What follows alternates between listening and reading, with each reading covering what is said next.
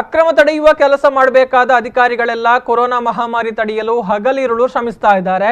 ಇದನ್ನೇ ಬಂಡವಾಳವನ್ನಾಗಿ ಮಾಡಿಕೊಂಡು ಕೆಲವು ಮಂದಿ ಮುಂದಾಗಿದ್ದಾರೆ. ಅಕ್ರಮವಾಗಿ ಮರಳುಗಾರಿಕೆಯನ್ನ ಮಾಡುವ ಮೂಲಕ ಈ ಮಂದಿ ರಾಜ್ಯದ ನೈಸರ್ಗಿಕ ಸಂಪತ್ತನ್ನ ಕೊಳ್ಳೆ ಹೊಡೆಯುವ ಕೆಲಸದಲ್ಲಿ ನಿರತರಾಗಿದ್ದಾರೆ.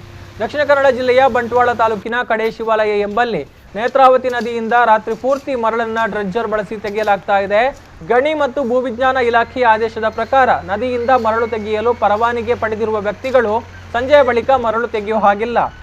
ಡ್ರೆಜ್ಜರ್ಗಳನ್ನು ಬಳಸಿ ಮರಳುಗಾರಿಕೆ ಮಾಡುವಂತಿಲ್ಲ ಎನ್ನುವಂತಹ ಷರತ್ತುಗಳಿದೆ. ಆದರೆ ಇಲ್ಲಿ ಮಾತ್ರ ಮರಳು ದಂಧೆಕೋರರು ಲಾಕ್ಡೌನ್ ಹಿನ್ನೆಲೆಯಲ್ಲಿ ಮರಳು ತೆಗೆಯುವುದು ನಿಷೇಧವಾಗಿರುವ ಕಾರಣಕ್ಕಾಗಿ ರಾತ್ರಿ ಹೊತ್ತಿನಲ್ಲೇ ಮರಳು ತೆಗೆಯುವಂತಹ ಕೆಲಸ ಕಾರ್ಯದಲ್ಲಿ ನಿರತರಾಗಿದ್ದಾರೆ. ಅಲ್ಲದೆ ಟನ್ಗಟ್ಟಲೆ ಮರಳನ್ನ ಖಾಸಗಿ ಸ್ಥಳಗಳಲ್ಲಿ ಸಂಗ್ರಹ ಮಾಡ್ತಾ ಇದ್ದಾರೆ.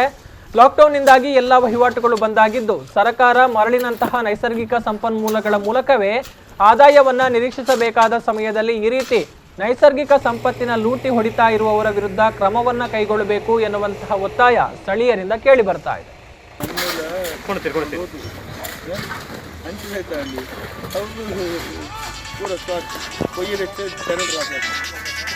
ಕೇರಳ ರಿಜೆಕ್ಟ್